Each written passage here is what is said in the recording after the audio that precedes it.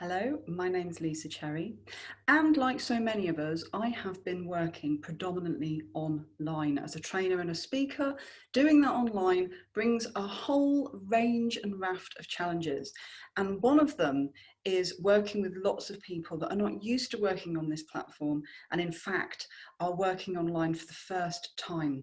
And so I thought it was probably a good idea to put together a kind of orientation about how you work online. How do you arrive into the online space and be ready for learning, connecting, and being part of something that should be stimulating and interesting. So here are my top tips. First of all, please read the joining instructions. You've got to be clear about the technology, clear about the requirements, make sure that your video camera works, that your sound works. Don't leave it to the last minute to try all these things out, because you can bet your life you get difficulty signing on, difficulty getting onto the platform if you've not been on before, and then it's 10 minutes into the event and the person who's hosting it, i.e. me, cannot help you because I'm already in the process of delivering my live session. Number 2, turn your phones off. I cannot tell you how many times I see people, and I know how committed everybody is, and I know they really want to be on my session, but I've had people on my sessions who are still working, they're still doing emails, they're still in their work environment, actually wandering about work, doing work, which brings me on to another point. If there is really no way that you can just focus on what's going on, and I know it's difficult, no judgment here, okay, it's tough, but if there's really no way that you can do that, then turn off your video. Turn off your video, because from the perspective of someone delivering the work, if all I can see is somebody wandering around and not paying attention, because I'll only have a couple of people's faces up on the side of the screen once I'm screen sharing, it's incredibly difficult and off-putting. And let's face it, we wouldn't do that in a live training session. Bring some Play-Doh to fiddle with.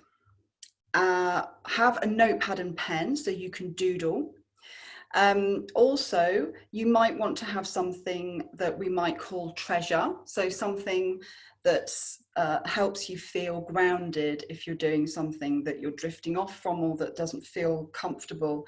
So you might have a family photograph or your favorite book, or make sure that you're sat somewhere where you can see nature, you can see flowers, you can see plants, or something that just grounds you and connects you back into the earth.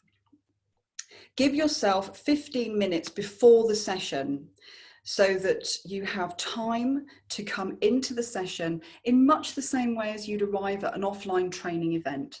You would arrive in good time, you'd sit down, you'd say hello to people, and we are missing that. Oh, how we are missing those parts of connection. So we have to be really active, and we have to give that to ourselves.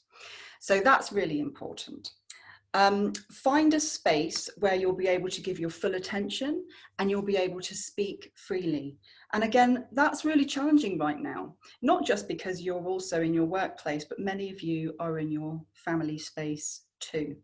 And you might have partners who don't necessarily understand that you're working, and you might have children that don't necessarily understand that you're working. So these things can be really challenging.